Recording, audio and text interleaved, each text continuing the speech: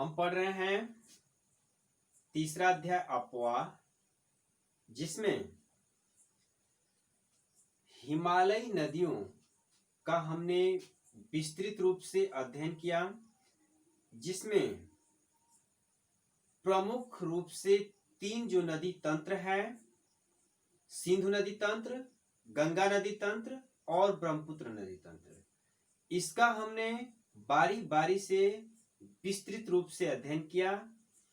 आज जो हम पढ़ेंगे वो पढ़ेंगे प्रायद्वीपीय भारत की नदियां और इसके बारे में विस्तृत रूप से अध्ययन करेंगे। ठीक है, इसको पढ़ने से पहले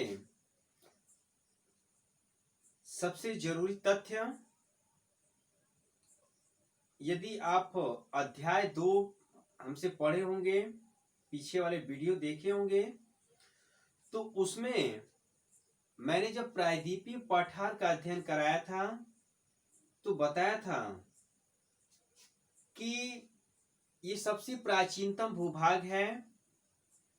तो इस दृष्टि से इस क्षेत्र में प्रवाहित होने वाली नदियां प्राचीनतम हैं, जबकि जो हिमालयी नदियों का हमने अध्ययन किया तो हिमालय का निर्माण बाद में हुआ, तो हिमालयी नदियां नवीन हैं, यानी बाद की नदियां हैं, उनका उद्गम बाद में हुआ प्रायद्वीपीय नदियों की अपेक्षा।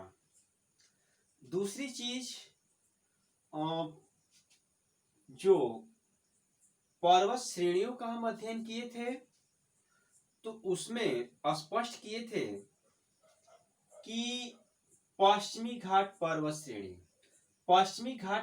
श्रेणी उत्तर से दक्षिण तक समानांतर इस तरह से फैली हुई है, यानी गुजरात से लेकर केरल तक। ये पश्चिमी घाट श्रेणी जल विभाजक का कार्य करती है, यानी पश्चिमी घाट जो श्रेणी है इसी से ज्यादातर नदियों का उद्गम होता है और यहां से जो नदियां निकलती हैं और पूर्व की ओर प्रवाहित होती हैं वो बड़ी नदियां हैं और अपने मुहाने पर डेल्टा का निर्माण करती हैं, जबकि पश्चिमी घाट श्रेणी से कुछ छोटी नदियां पश्चिम की ओर प्रवाहित होती हैं और ये डेल्टा का निर्माण न करके ज्वारनदमुख का निर्माण करती हैं। ये सब हम पहले भी स्पष्ट कर चुके हैं, लेकिन यहाँ समझना जरूरी है अपवाह तंत्र में कि पश्चिमी घाट श्रेणी से प्रायद्वीपीय पठार का ढाल पूर्व की ओर है, ढाल जो है पूर्व की ओर है, जिसके कारण सभी नदियां पूर्व की ओर प्रवाहित होती हैं, जिसमें प्रमुख रूप से महानदी, गोदावरी, कृष्णा, कावेरी, ये बड़ी नदियां हैं जो डेल्टा का निर्माण करती हैं। डेल्टा क्या होता है इसके पहले वाले वीडियो में हम स्पष्ट किए हैं, पिछला वीडियो आप जाके देख सकते हैं। पश्चिम की ओर बहने वाली नदियां अपेक्षाकृत छोटी हैं और ज्वारनदमुख का निर्माण करती हैं, यानी अपना जल सीधे ले जाकर सागर में गिरा देती हैं, अपने मुहाने का निर्माण नहीं करती हैं। सिर्फ 2 नदियां बड़ी हैं और ये दोनों नदियां भ्रंश घाटी में प्रवाहित होती हैं, नर्मदा और ताप्ती नदियां।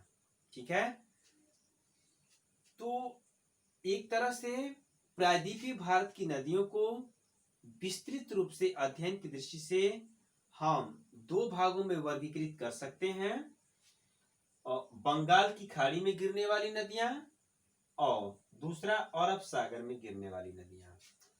कौन कौन सी नदियां हैं, कहां से उद्गम होता है और कहां गिरती हैं, किस राज्य में, इसके बारे में सभी यहां पर हमने नोट कर रखा है। इसका आप एक स्क्रीनशॉट ले सकते हैं और इसको हम मैप में समझेंगे। ज्योग्राफी ऐसा विषय है कि हम मैप से यदि समझते हैं तो स्पष्ट होता है, हमको समझ में आता है कि वास्तव में कोई नदी कहाँ से निकलती है, कैसे गिरती है, और ये तभी संभव होगा जब आपको पूरा राज्य याद होगा कि हमारे भारत में राज्य की स्थिति कहाँ है, इसलिए पहला चैप्टर पढ़ाया गया आपको भारत आकार और स्थिति। ठीक है, तो जो भी पढ़ाया जाए आप विस्तृत रूप से पढ़ें, अध्ययन करें। नहीं समझ में आता है कोई बात नहीं है, आप कमेंट बॉक्स में एक बार हमसे लिख कर भेज सकते हैं, पूछ सकते हैं, और कुछ जरूर आप बताएं। कोई टॉपिक समझ में आ रहा है, नहीं आ रहा है, कैसा लग रहा है, ये जरूर बताएं। तो चलिए शुरू करते हैं। सबसे पहले बंगाल की खाड़ी में गिरने वाली नदियां कौन कौन सी हैं, ठीक है, इसके बारे में इधर नोट है, लेकिन हम मैप से ही बताएंगे आपको, और यहाँ पर आपको दिखाएंगे कि कौन सी नदी कहाँ से निकलती है। चलिए शुरू करते हैं। सबसे पहले देखेंगे इधर कि आपको जब गंगा नदी तंत्र पढ़ाए थे तो हम बताए थे कि गंगा नदी पश्चिम बंगाल में फरक्का नामक स्थान पर दो भागों में बंट जाती है। तो उसकी एक वितरिका जो है बंगाल में प्रवाहित होते हुए आकर के बंगाल की खाड़ी में गिर जाती है, जिसको कहा जाता है हुगली नदी। इस हुगली की एक सहायक नदी है दामोदर नदी, और ये दामोदर नदी, इसका उद्गम छोटा नागपुर पठार से होता है, और छोटा नागपुर पठार से इसका उद्गम होता है, और ये भ्रंश घाटी में प्रवाहित होती है। भ्रंश घाटी में प्रवाहित होने वाली नदी है दामोदर नदी। भ्रंश घाटी का निर्माण कैसे होता है, जब प्लेटें दूर जाती हैं तो भ्रंश का निर्माण होता है, भ्रंश घाटी, है ना। और ये जाकर के कहा मिल जाती है, हुगली नदी में। इसके नीचे देखेंगे स्वर्ण रेखा नदी, वैतरणी नदी और ब्राह्मणी नदी। जो स्वर्ण रेखा नदी है, ये स्वर्ण रेखा नदी छोटा नागपुर पठार क्षेत्र से ही रांची से निकलती है, और ये उड़ीसा में जो है गिर जाती है बंगाल की खाड़ी में। इसके नीचे देखेंगे वैतरणी नदी। वैतरणी नदी मूलतः उड़ीसा की नदी है, उड़ीसा के क्योंझर पठार से निकलती है, उड़ीसा के क्योंझर पठार से निकलती है। और यहाँ पे नोट होगा स्वर्ण रेखा नदी, वैतरणी नदी क्योंझर पठार से निकलती है, और उड़ीसा में ही क्या होती है, गिर जाती है बंगाल की खाड़ी में। इसके नीचे है ब्राह्मणी नदी, और ब्राह्मणी नदी का उद्गम भी वहीं से होता है जहां से स्वर्ण रेखा नदी निकलती है, यानी रांची से इसका भी उद्गम है, और यह दो राज्यों में प्रवाहित होती है, यानी झारखंड और उड़ीसा में। उड़ीसा में आकर के बंगाल की खाड़ी में गिर जाती है। इसके नीचे एक बड़ी नदी है महानदी। महानदी का उद्गम छत्तीसगढ़ राज्य में दंडकारण्य पठार से होता है। छत्तीसगढ़ राज्य में दंडकारण्य पठार है जहां से महानदी निकलती है, और ये दो राज्यों में प्रवाहित होती है, छत्तीसगढ़ और उड़ीसा। छत्तीसगढ़ उड़ीसा में प्रवाहित होती है और अपना डेल्टा उड़ीसा में ही बनाती है। इसके बाद नेक्स्ट देखेंगे कि है गोदावरी नदी। गोदावरी नदी दक्षिण भारत की सबसे बड़ी और लंबाई की दृष्टि से भी लंबी नदी है, और इसका अपवाह तंत्र प्रायद्वीपीय नदियों में सबसे बड़ा है। यानी गोदावरी नदी में बहुत सारी बड़ी छोटी सहायक नदियां आके मिलती हैं, और एक बहुत बड़ी अपवाह द्रोणी का निर्माण करती हैं, जिसमें कुछ हमने प्रमुख बड़ी नदियों को, जो कि इसकी सहायक हैं, मानचित्र में दिखाया है। और भी छोटी छोटी नदियां हैं जिनको स्पष्ट नहीं किया है। प्रमुख रूप से जो बड़ी नदियां इसकी सहायक है उसी को दिखाने का प्रयास किया है। देखें कि सबसे पहले गोदावरी नदी का उद्गम कहाँ से होता है, किन किन राज्यों में प्रवाहित होते हुए ये अपना डेल्टा किस राज्य में बनाती है। जो गोदावरी नदी है इसका उद्गम नासिक महाराष्ट्र में होता है। नासिक महाराष्ट्र में पश्चिमी घाट श्रेणी में गोदावरी नदी का उद्गम होता है और यह महाराष्ट्र, उसके बाद तेलंगाना और आंध्र प्रदेश, महाराष्ट्र, तेलंगाना और आंध्र प्रदेश, महाराष्ट्र में, तेलंगाना में और आंध्र प्रदेश में 3 राज्यों में प्रवाहित होती है और अपना डेल्टा आंध्र प्रदेश में राजमुद्री में डेल्टा बनाती है। इसकी सहायक नदियों को देखें तो गोदावरी नदी के बाएं साइड से आके मिलने वाली नदियां हैं जिनमें पेनगंगा, वेनगंगा, इंद्रावती।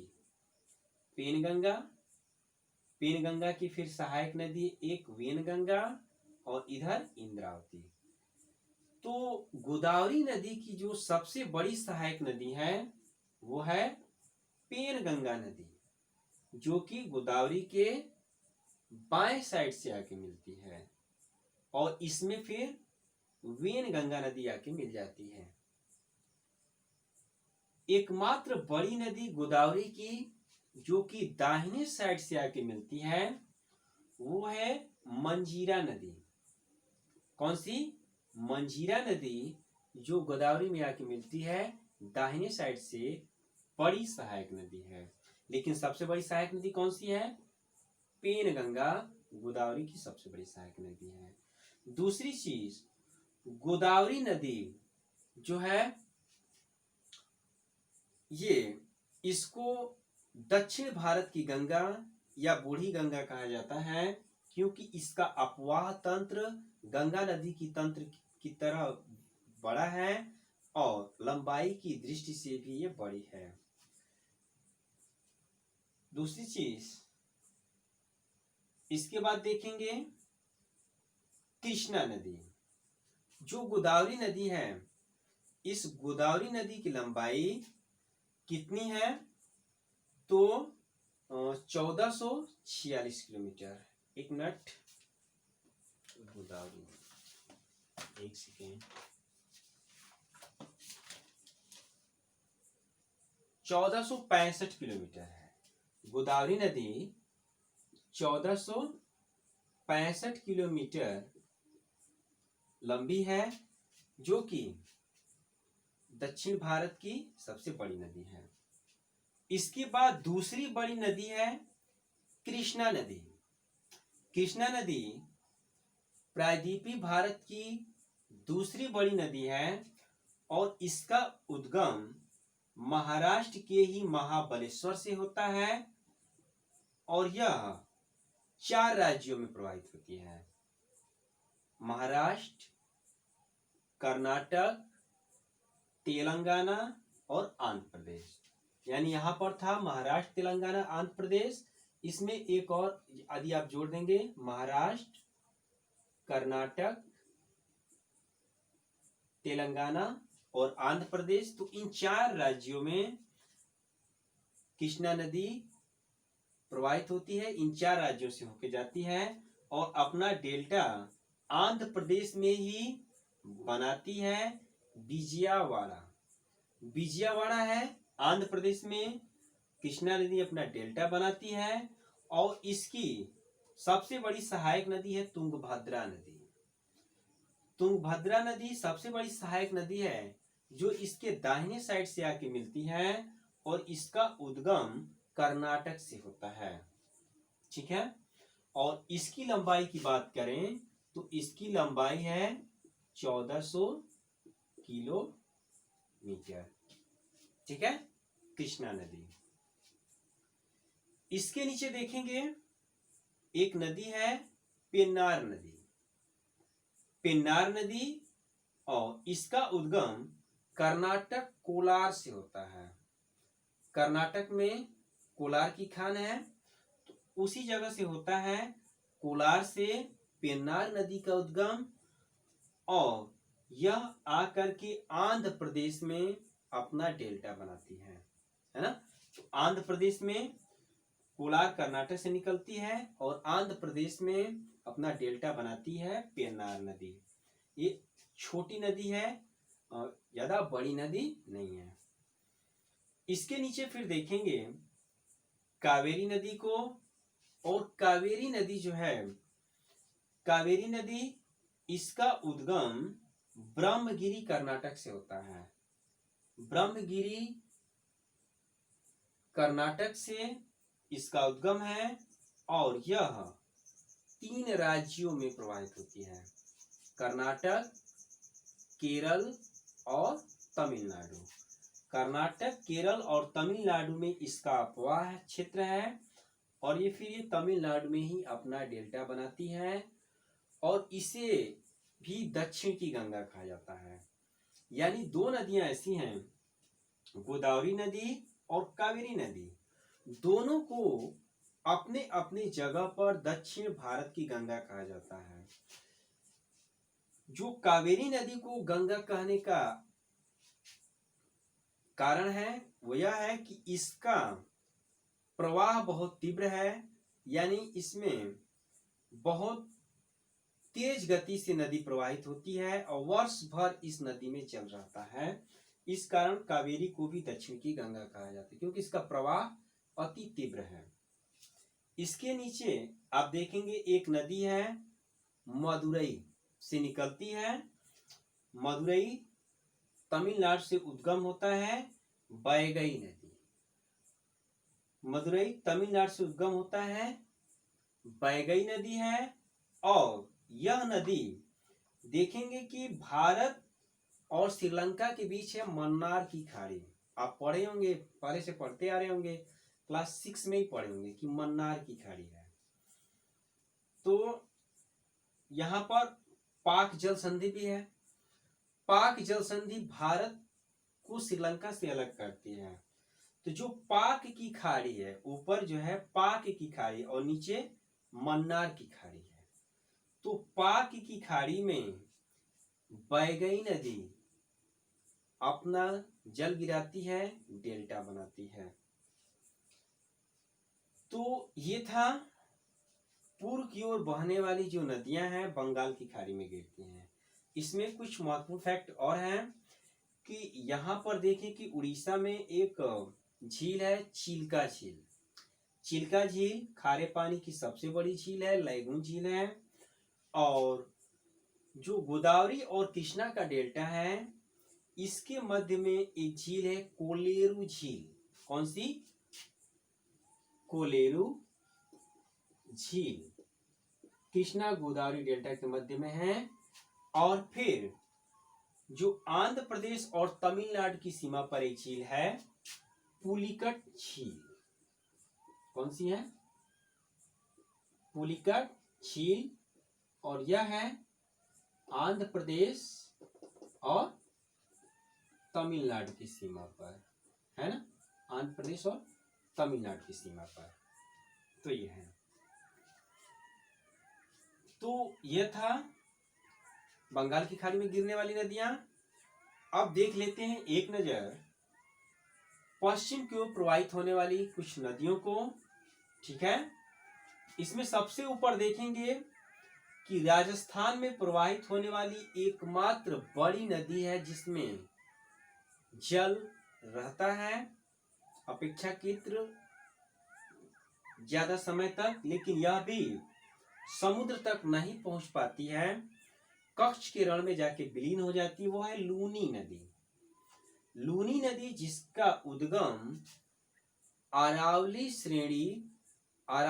पर्वत श्रेणी में नाग पर्वत से होता है, और यह राजस्थान और गुजरात में आके कच्छ के रण में विलीन हो जाती है, यानी सूख जाती है। रास्ते में ही इसका जल जो है समुद्र तक नहीं पहुंचता है। उसके बाद देखिए नीचे है साबरमती नदी, है ना। साबरमती नदी जिसका उद्गम मेवाड़ पहाड़ियों से राजस्थान से होता है। मेवाड़ की पहाड़ियां राजस्थान, यहां से होता है साबरमती नदी का उद्गम।